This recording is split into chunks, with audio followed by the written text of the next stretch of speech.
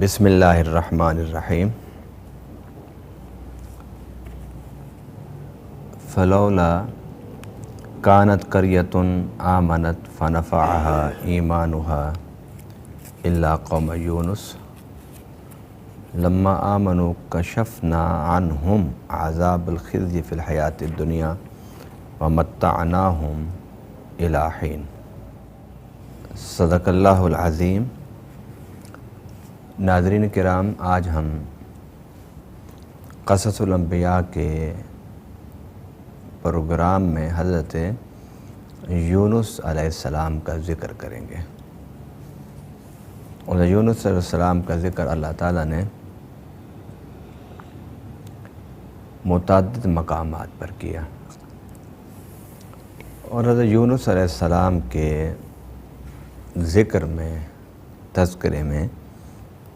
جو چیز ایک واضح، ایک نمایاں نظر آتی ہے وہ ہے کہ حضرت یونس علیہ السلام نے اپنی قوم کو ان کی سرکشی پر عذاب سنایا تھا، اور وہ عذاب اپنے وقت پر اس کے آثار نمایاں ہونا شروع ہوئے، مگر قوم نے عاجزی کی، انکساری کی، تضرع کیا، گریہ کیا، توبہ اور استغفار کا راستہ اختیار کیا، تو اللہ تعالیٰ نے ان سے عذاب اٹھا لیا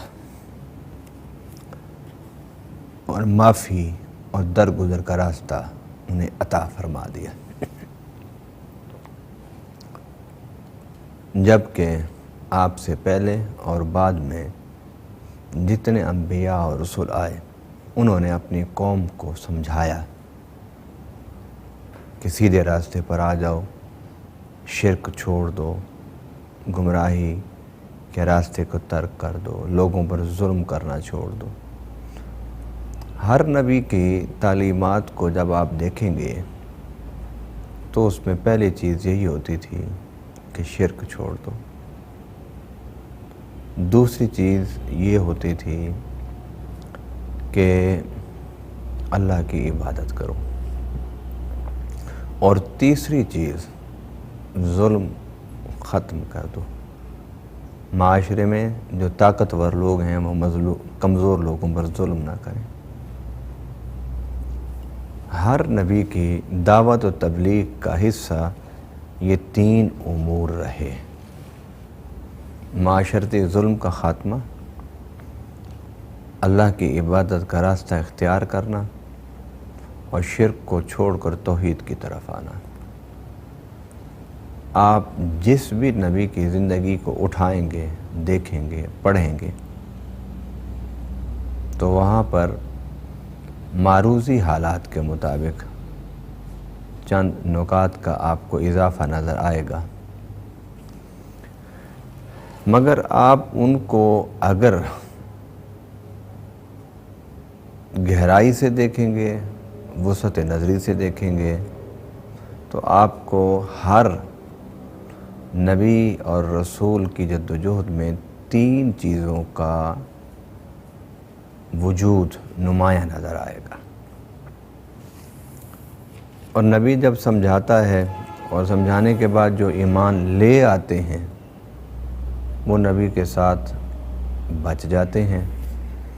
اور جنہوں نے سرکشی اور بغاوت کا راستہ اختیار کیا ہوتا ہے وہ عذاب آنے پر عذاب کا شکار ہو جاتے ہیں۔ آپ دیکھ لیجئے قرآن پاک میں کہ حضرت موسیٰ علیہ السلام جب قوم بنی اسرائیل کو لے کر نکلے تھے، اور آپ اور بنی اسرائیل سمندر سے نکل گئے تھے، اور اسی سمندر میں فرعون اور اس کا پورا لشکر تباہ ہو گیا تھا، اور قرآن کہتا ہے کہ جب فرعون ڈوب رہا تھا تو اس نے کہا تھا آمنتو برب موسیٰ و ہارون، کہ میں ایمان لاتا ہوں رب العالمین پر، رب موسیٰ پر، رب ہارون پر۔ تو رب العالمین نے کیا جواب دیا؟ فرمایا الآن وقد عصیت قبل وکنت من المفسدین، اب ایمان لاتا ہے عذاب کو دیکھ کر، اب تیرے یہ ایمان قابل قبول نہیں ہے، تو نے اللہ کی نافرمانی کی پہلے اور فساد پھیلاتا رہا زمین پر۔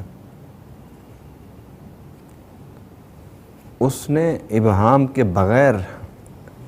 ایمان قبول کرنے کے لیے کہا تھا، یہ نہیں کہا کہ میں اللہ پر ایمان لاتا ہوں، اس نے کہا موسیٰ میں تیرے رب پر ایمان لاتا ہوں، ہارون کے رب پر ایمان لاتا ہوں، کیونکہ ڈوب جو رہا تھا تو اس نے ایسی بات کی جس میں کوئی ابہام نہ ہو۔ تو مگر اللہ تعالیٰ نے اس کے اس ایمان کو قبول نہیں کیا اور وہ حضرت موسیٰ کے سامنے ڈوب کے مر گیا۔ مگر حضرت یونس علیہ السلام نے اپنی قوم کو شرک سے بچنے کے لیے، توحید کی طرف آنے کے لیے، اللہ کی عبادت کرنے کے لیے، اور معاشرے میں جو طاقتور طبقہ تھا ان کو سمجھایا کہ مظلوموں پر، کمزوروں پر ظلم نہ کرو، تو انہوں نے حضرت یونس علیہ السلام کی بات کو نہیں مانا۔ بالآخر یونس علیہ السلام نے بھی ان کو اللہ کے حکم پر انہیں عذاب کی خبر دی۔ جب عذاب کی خبر دی تو عذاب آنے سے پہلے حضرت یونس علیہ السلام وہ بستی چھوڑ کے قریب پہاڑوں پر آپ نے بسیرا کر لیا۔ حضرت یونس علیہ السلام چلے گئے، وقت اور آثار عذاب کے بتا کر کہ فلاں وقت میں، فلاں شکل میں، فلاں صورت میں عذاب آئے گا، اور عین اسی وقت پر اللہ کے عذاب کے آثار نمایاں ہوئے۔ وہی اندھیری بادلیں، چار سو اندھیرا چھانے لگا، وہی گھن اور گرج، جو حضرت یونس علیہ السلام نے عذاب کی شکل و صورت بتائی تھی اس کے مطابق عذاب کا آغاز ہو گیا۔ اب انہوں نے کہا کہ ذرا دیکھو یونس علیہ السلام کہاں پر ہیں، تو جب یونس علیہ السلام کو تلاش کیا گیا تو یونس علیہ السلام نہیں تھے بستی میں، تو انہیں اور یقین ہو چلا کہ بس اب عذاب آ ہی گیا۔ تو ساری قوم نے مل کر، بچے، جوان، بوڑھے، مرد، عورتیں، سب نے پھٹے پرانے کپڑے پہنے، شہر کو چھوڑ کے کھلے میدان میں چلے گئے اور اللہ کے حضور گڑ گڑا کے اپنے ماتھوں اور ناک کو زمین پر رگڑ کر رو رو کے اللہ سے معافی مانگی۔ ناظرین کرام، یہاں یہ بات ضرور یاد رکھیے کہ اللہ تعالیٰ عذاب اٹھا دیتا ہے کہ جس طرح حضرت یونس علیہ السلام کی قوم سے اٹھایا جب قوم نے اجتماعی طور پر توبہ کا راستہ اختیار کیا۔ تو انہوں نے جب استغفار کی، توبہ کی، تو اللہ نے عذاب اٹھا لیا، جس کا ذکر قرآن پاک میں اللہ تعالیٰ نے ان الفاظ میں فرمایا فلولا کانت قریۃ آمنت فنفعها ایمانها الا قوم یونس، کہ کوئی بھی قریہ ایسا نہیں کہ جس قریے کو اس کے ایمان نے نفع دیا ہو سوائے قوم یونس کے۔ یہ واحد ایک قوم ہے کہ جس پر عذاب وعدے کے مطابق آیا مگر ان کا ایمان ان کو نفع دے گیا، یعنی عذاب ٹل گیا۔ تاریخ قرآن میں یہی ایک قوم ہے، تاریخ انبیاء میں صرف یہی ایک قوم ہے۔ باقی آپ قوم شعیب کو، قوم ہود کو، قوم سمود کو قوم نوح کو آپ دیکھ چکے ہیں کہ وہ قومیں عذاب آنے پر عذاب سے بچ نہ سکیں، اور قرآن نے بھی یہ کہا کہ الا قوم یونس لما آمنوا کشفنا عنہم عذاب الخزي فی الحیات الدنیا ومتعناہم الی حین۔ قوم یونس کو ہم نے عذاب سے محفوظ رکھا اور انہیں کچھ وقت اور گزارنے کے لیے دنیا میں دے دیا۔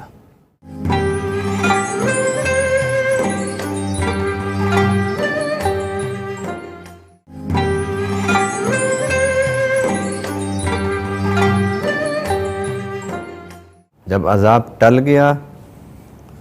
اب وہ حضرت یونس علیہ السلام کی تلاش میں تھے۔ حضرت یونس علیہ السلام دور بیٹھے یہ سارا منظر دیکھ رہے تھے۔ آپ اس پہاڑ سے اٹھے اور آپ نے وہاں سے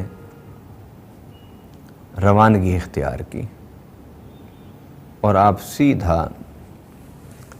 سمندر کے کنارے آ گئے، اور جب سمندر کے کنارے آئے تو آپ کشتی میں بیٹھ گئے۔ آپ کے ذہن میں یہ تھا کہ قوم اگر مجھے ملتی ہے اور میں ان کے پاس جاتا ہوں تو قوم مجھے جھوٹا کہے گی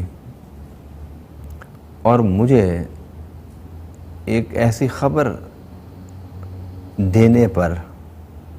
تشدد کا نشانہ بھی بنا سکتی ہے کہ جو خبر عذاب کی میں نے ان کو دی اور وہ عذاب ٹل گیا۔ آپ اس خوف سے وہاں سے نکلے اور آپ سمندر کے کنارے آئے، اور سمندر کے کنارے آپ کشتی میں بیٹھے اور روانہ ہو گئے۔ قرآن پاک نے بھی اس کا ذکر کیا، اذ ابق الی الفلک المشحون، کہ حضرت یونس علیہ السلام وہاں سے بھاگے اور بھاگ کے کشتی میں سوار ہو گئے۔ جب وہ کشتی میں سوار ہوئے تو کشتی ڈوبنے لگی۔ تو ان لوگوں کا اعتقاد تھا کہ کشتی اس وقت ڈوبتی ہے کہ جب کوئی نافرمان اور سرکش غلام بندہ اس کشتی میں سوار ہو۔ تو انہوں نے اپنے حسب روایت، حسب معمول، حسب اس دستور، انہوں نے کشتی والوں کے نام لکھے اور قرعہ ڈالا۔ جب قرعہ ڈالا تو وہ حضرت یونس علیہ السلام کا نام نکلا۔ جب حضرت یونس علیہ السلام کا نام نکلا تو انہوں نے حضرت یونس علیہ السلام کو اٹھا کے کشتی میں پھینک دیا،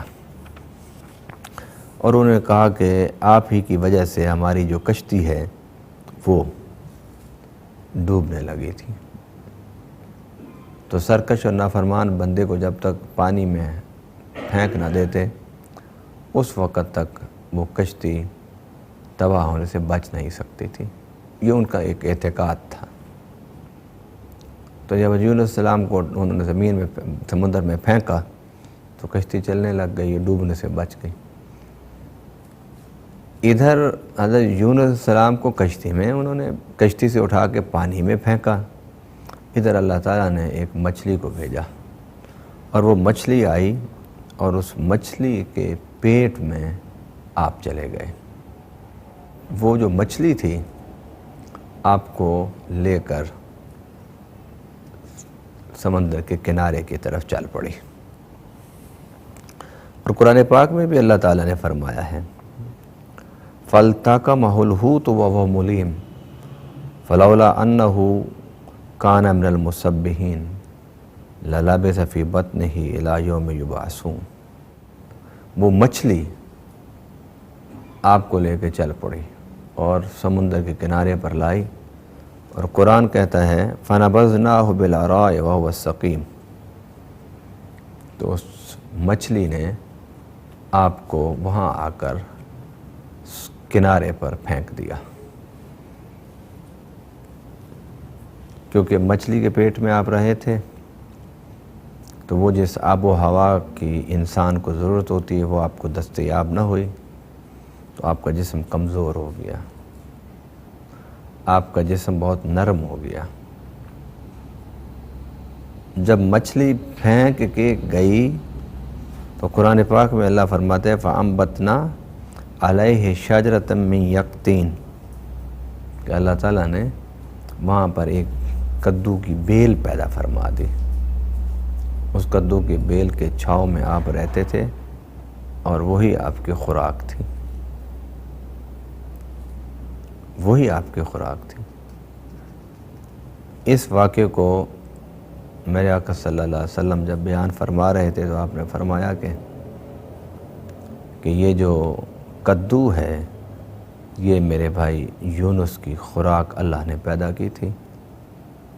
اور یہ خوراک مجھے بھی مرغوب ہے. اب یہاں پر ناظرین کرام یہ حقیقت ذہن میں رکھنی چاہیے کہ اللہ تعالیٰ نے حضرت یونس علیہ السلام کو اس امتحان میں کیوں ڈالا. وہ اس لیے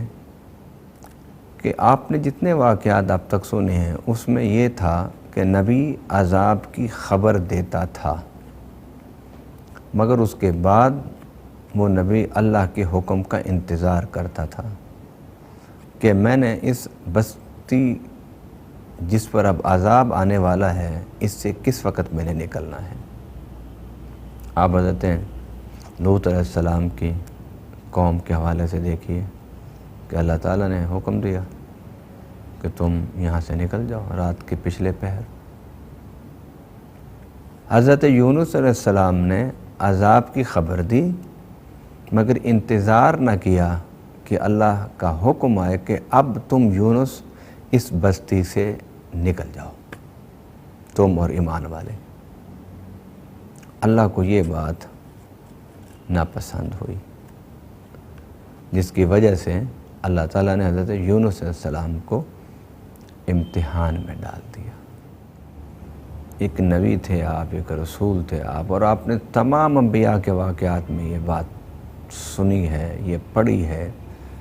کہ عذاب کی خبر دینے کے بعد وہ نبی اس وقت تک اس بستی اس علاقے سے روانہ نہیں ہوتے تھے جب تک اللہ کا حکم نہیں آ جاتا تھا.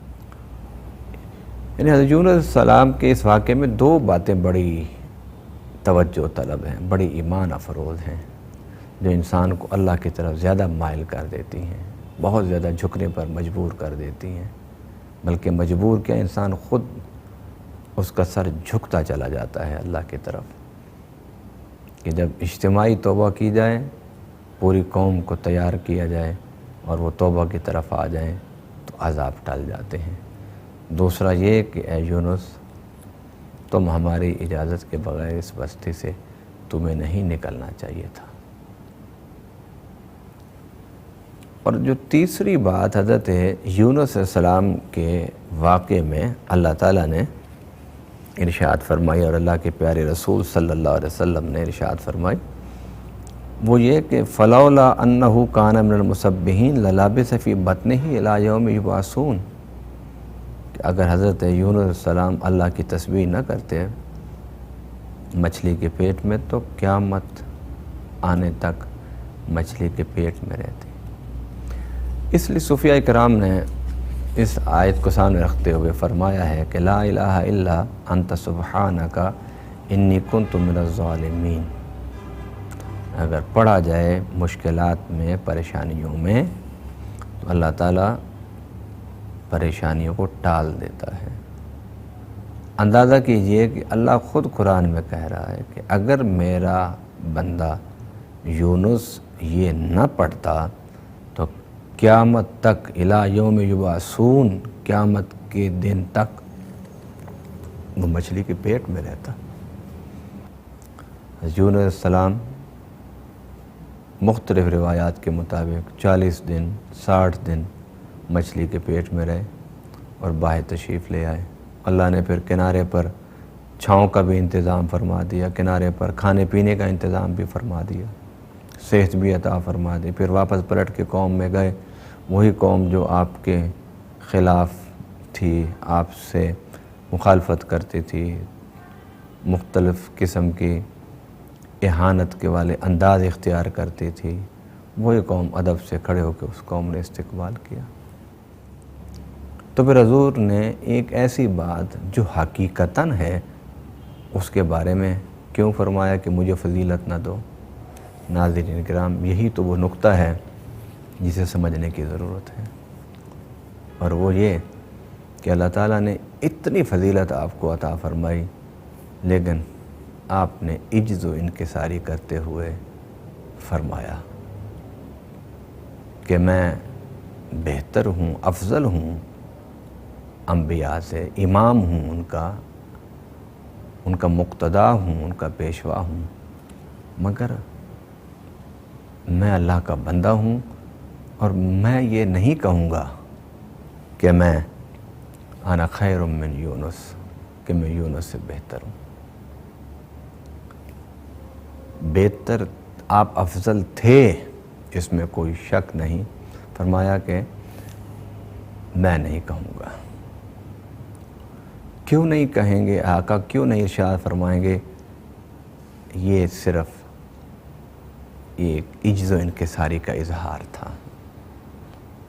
اس حقیقت کو اگر آپ سمجھنا چاہتے ہیں تو ایک اور حدیث سے میں سمجھاتا ہوں، آسان ہو جائے گا ذرا سمجھنا۔ حضور صلی اللہ علیہ وسلم حضرت عائشہ صدیقہ رضی اللہ عنہا فرماتی ہیں کہ جب تہجد کے لیے ایک رات اٹھے تو میں تہجد حضور پڑھتے تھے، یا تو میں ساتھ تہجد پڑھا کرتی تھی، یا تہجد پڑھتے ہوئے میں حضور کے ساتھ ہوا کرتی تھی۔ تو حضور صلی اللہ علیہ وسلم تہجد پڑھ رہے ہیں، حضرت عائشہ صدیقہ رضی اللہ تعالی عنہا یا تو حضور کے ساتھ تہجد پڑھتی تھی، یا جب حضور تہجد پڑھتے تھے تو آپ حضور کے ساتھ ہوا کرتی تھیں۔ فرماتی ہیں ایک رات حضور صلی اللہ علیہ وسلم نے اتنا گریہ فرمایا کہ آپ کے آنکھوں سے نکلنے والے آنسو آپ کے چہرے اور داڑھی مبارک کو تر کرنے کے بعد آپ کے پاؤں مبارک پر گر رہے تھے،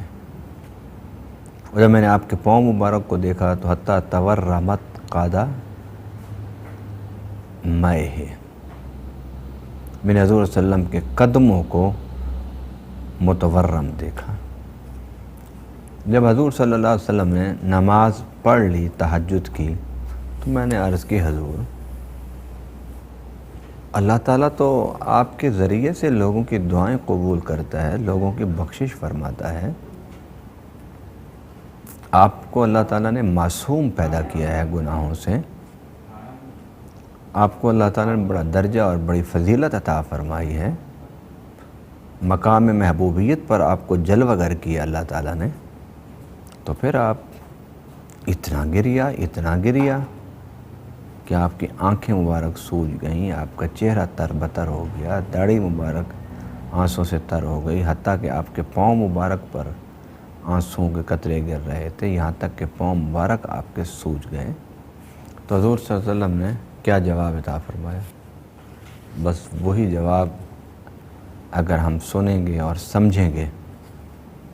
تو ہمیں سمجھ آ جائے گی کہ حضور صلی اللہ علیہ وسلم نے یہ کیوں فرمایا کہ مجھے یونس سے بہتر افضل نہ کہا جائے۔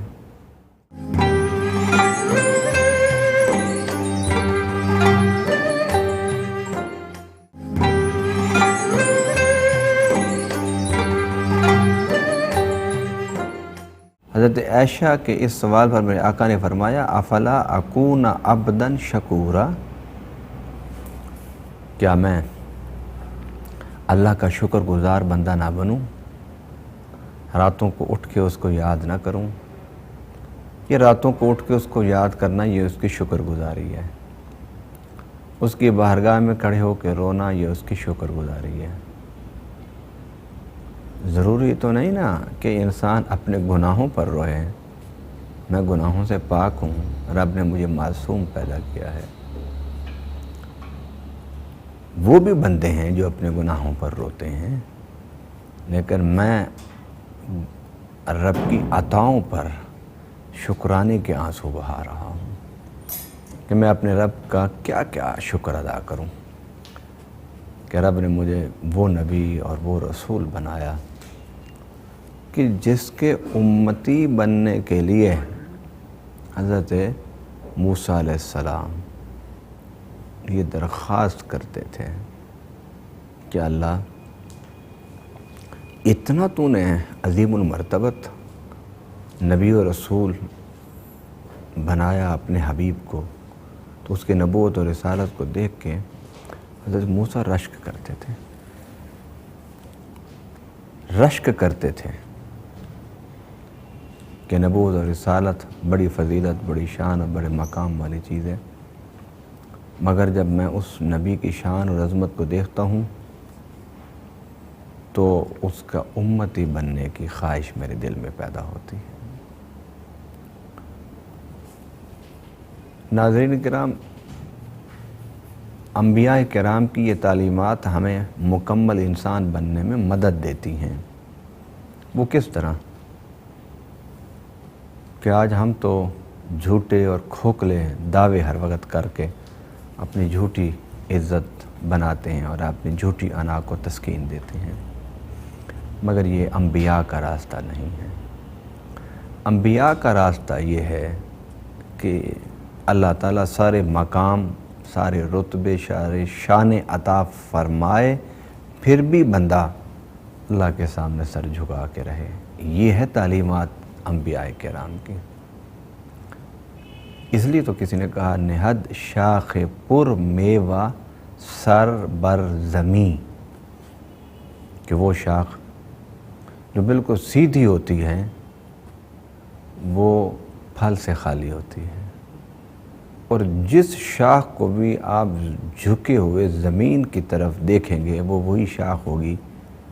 جس پر پھل لگا ہوا ہوگا۔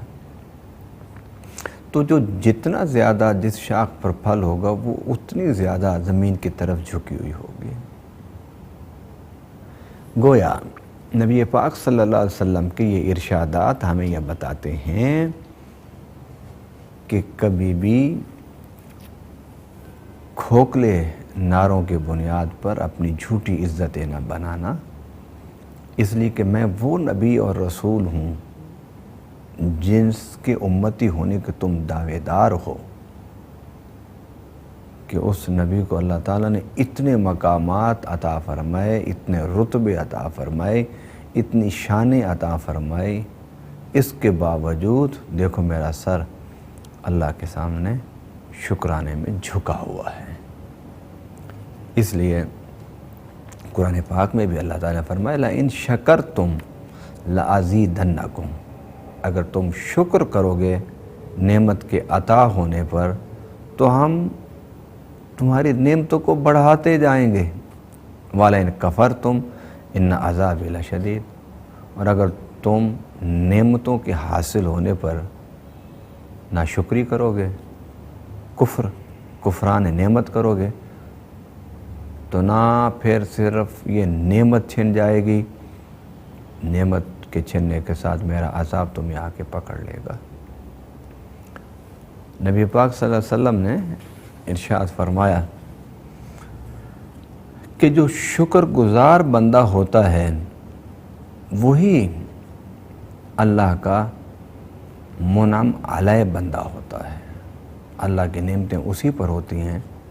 جس کی زبان اور جس کا عمل سے ہر وقت اللہ کا شکر کا اظہار ہوتا رہے۔ تو نبی پاک صلی اللہ علیہ وسلم نے یہ جو کچھ بھی ارشاد فرمایا یہ صرف اور صرف اس لیے تھا کہ آپ نے فرمایا افلا اکون عبدا شکورا، کیا میں اللہ کا عبد شکور بن کے نہ رہوں، اس کا شکر گزار بندہ نہ بنوں، اس کے سامنے اپنے سر کو جھکا کر نہ رکھوں۔ اس لیے صحابہ کرام فرماتے ہیں شمائل ترمذی کے حوالے سے کہ حضور صلی اللہ علیہ وسلم جب بھی چلا کرتے تھے تو آپ کا سر جھکا ہوا ہوتا تھا، کبھی بھی آپ سینہ تان کر اور سر کو متکبرانہ انداز میں بلند کر کے نعوذ باللہ کبھی نہیں چلا کرتے تھے۔ کوئی ایک بھی اپنا یا پرایا، یعنی مسلمان اور مومن اپنے ہو گئے اور کافر اور مشرکین اور معاندین پرائے ہو گئے، کسی ایک نے بھی یہ روایت نہیں کی کہ حضور صلی اللہ علیہ وسلم کے چلنے میں اللہ یعذ باللہ کوئی تکبر کا شیبہ، تکبر کرنا دور کی بات ہے، تکبر کا شیبہ تک نہیں تھا۔ اب آپ دیکھیے جب مکہ فتح ہوا تو حضور صلی اللہ علیہ وسلم کس انداز سے مکہ میں داخل ہوئے؟ پڑھیے، تحقیق کیجئے اور پھر فخر سے اپنے سر کو بلند کیجئے کہ لکھنے والوں نے لکھا ہے کہ تاریخ انسانیت میں اتنی بڑا فتح نہ پہلے کبھی ہوئی تھی نہ بعد میں کبھی ہوگی، اور اتنی پرامن فتح نہ پہلے کبھی ہوئی نہ بعد میں ہوگی، مگر اتنی بڑی فتح کے فاتح مکہ میں داخل ہو رہے ہیں تو حضور صلی اللہ علیہ وسلم اونٹ پر بیٹھے تھے تو آپ کا سر اونٹ کے کجاوے کے ساتھ لگ رہا تھا، اتنا آپ نے اپنے سر اقدس کو جھکایا ہوا تھا۔ کتنی عاجزی کے ساتھ آپ مکہ میں داخل ہوئے، کسی ایک انسان کی بھی نکسیر نہیں پھوٹی فتح مکہ کے موقع پر، اور حضور صلی اللہ علیہ وسلم مکہ میں کھڑے ہیں اور پوچھتے ہیں جو آپ کے سامنے کھڑے تھے، ان میں وہ بھی تھے جنہوں نے حضور سے جنگیں لڑیں، وہ بھی تھے جنہوں نے حضور صلی اللہ علیہ وسلم کے صحابہ پر مکہ میں تشدد کیا، وہ بھی تھے جنہوں نے غزوہ احد میں صحابہ کرام کو شہید کیا، وہ بھی تھے کہ جنہوں نے صحابہ کرام کو انگاروں پر گھسیٹا تھا، وہ بھی تھے جنہوں نے حضرت امیر حمزہ کا کلیجہ چبایا تھا، سارے موجود تھے۔ مگر حضور صلی اللہ علیہ وسلم نے پوچھا کہ تمہیں آج کیا توقع ہے مجھ سے؟ تو انہوں نے جو جواب دیا وہ آپ کی خاندانی شرافت کا اظہار کرتی ہے۔ انہوں نے کہا انت کریم وابن کریم، آپ بھی کریم ہیں اور کریم باپ کے بیٹے ہیں۔ حضور صلی اللہ علیہ وسلم نے جب یہ جملہ سنا تو کیا فرمایا؟ لا تثریب علیکم اليوم اذهبوا فانتم الطلقاء، آج تم سے کوئی انتقام نہیں لیا جائے گا، جاؤ میں تم سب کو آزاد کرتا ہوں۔ تلاش کرو تاریخ انسانیت میں، تلاش کرو کسی فاتح کا ایسا جملہ مجھے دکھا دو۔ فاتحین جب فتح کر کے مفتوحہ علاقوں میں داخل ہوتے ہیں، مردوں کو ذبح کرتے ہیں، جوانوں کو پھانسیوں پر چڑھاتے ہیں، عورتوں کی عزتیں لوٹتے ہیں، بچوں کو قتل کر دیتے ہیں، بوڑھوں کو بیچ دیتے ہیں۔ مگر میرے آقا صلی اللہ علیہ وسلم نے اس کے برعکس سارا معاملہ کیا کہ سب کو فتح کی وجہ سے جو غلامی میں آئے تھے، غلامی کا تصرف کیے بغیر ان کو آزاد کر دیا۔ ناظرین کرام، حضرت یونس علیہ السلام کے واقعے کے حوالے سے دو باتیں بڑی منفرد ہیں۔ ایک بات تو یہ کہ اگر قوم اجتماعی توبہ کرے تو اللہ کا عذاب ٹل جاتا ہے، اور دوسرا یہ کہ انسان جتنے بھی بڑے منصب پر بیٹھا ہو وہ اگر عاجزی اور انکساری اور شکر گزاری کرتا رہے گا، اللہ اس کے عزتوں میں، نعمتوں میں، فضل و کرم میں اضافہ فرماتا رہے گا۔ اللہ تعالی ہم سب کو انبیاء کرام کے واقعات سے رہنمائی لینے کی توفیق عطا فرمائے۔ وما علینا الا البلاغ المبین۔